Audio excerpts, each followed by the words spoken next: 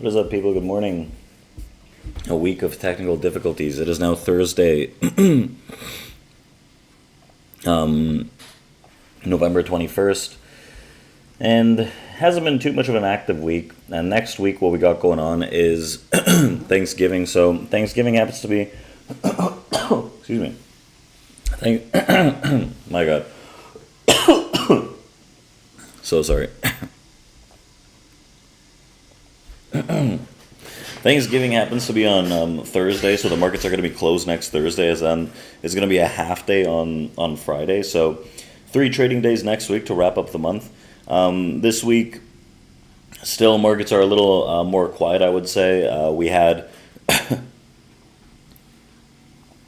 some news events, mainly centered around the NVDA earnings that came out last night. Initially, we saw that NVIDIA had dropped about 0.5% in the extended hours on Wednesday, even as a semiconductor giant reported fiscal third quarter results and guidance that topped expectations. But on the fourth quarter of the fiscal 2025, looking to the fourth quarter for 2025, NVIDIA expects to generate $37.5 billion in revenue, plus or minus 2%. And the analysts were forecasting $37.1 billion in revenue for Jensen Huang's company.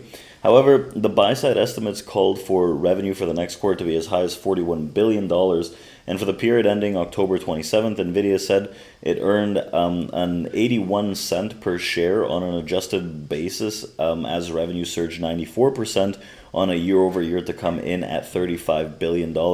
So data center revenue flew past expectations, coming in at $30.8 billion compared to the estimated $29.14 billion. And the automotive revenue for the period clocked in at $449 million, while professional visualization revenue rose 17% year over year to $486 million. Wow. The gaming revenue for the period was up $3.3 billion, up having a tough time. Up 15% year over year, above the $3.06 billion estimate, and the adjusted gross margin came in at 75% for the quarter, in line with estimates, while it generated $16.79 billion in free cash flow during the period. It's a lot. So analysts were expecting the company to earn up to 74 cents per share on $33.25 billion in revenue during the second quarter, and the age of AI is in full steam, propelling a global shift to NVIDIA computing, said Jensen Huang, founder and CEO of NVIDIA. The demand for Hopper and anticipation for Blackwell in full production are incredible as foundation model makers scale pre-training, post-training, and interface. So AI is transforming every industry, company, and country, added Huang. Enterprises are adopting AI to revolutionize workflows.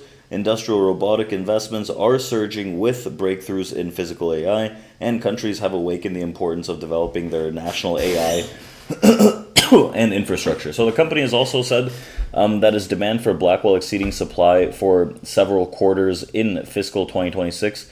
It will continue to ship both Hopper and Blackwell shipments in the coming fourth quarter of fiscal 2025, though it expects both to have a certain supply constraint.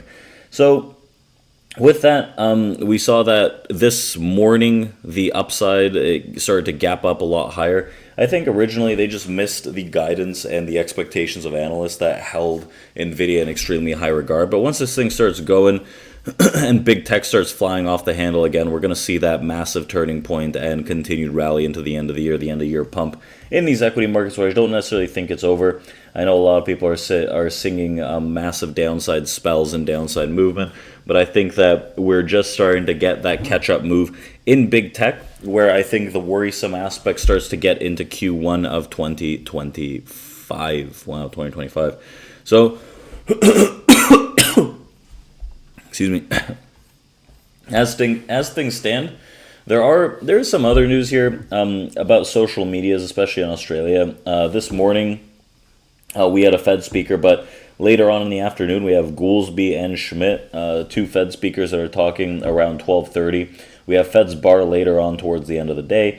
and a decent amount of news that surrounds that. But one of the bigger, I guess, news events that had come out these last few days is the social media aspect around around Australia, right? Australia is taking aim at the dangers of social media that poses for kids, introducing legislation that would ban younger than 16-year-olds from accessing platforms like TikTok, Facebook, Instagram, Snapchat, Reddit, and X. And the law, which is expected to be passed by the end of the year, will make platforms responsible for not taking a reasonable step in preventing kids from holding social media accounts. Any systematic failure can result in fines up to $50 million Australian, right? $32 million US. And exceptions would not be granted for pre-existing accounts or case of parental consent.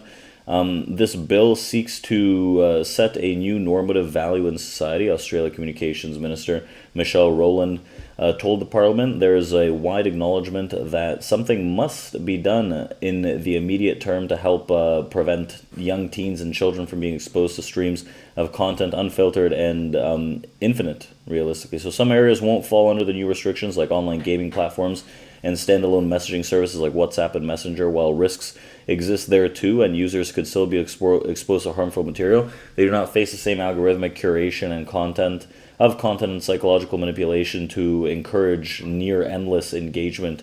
The ban also excludes YouTube from Google, which is widely used in schools and has already rolled out safeguards for children. So we'll see how that kind of shapes up. I don't necessarily think it's going to have too much of an adverse effect in these markets. I think that we're more propelled to start seeing some of that upside momentum continuation here, especially in like Meta and like other big tech names.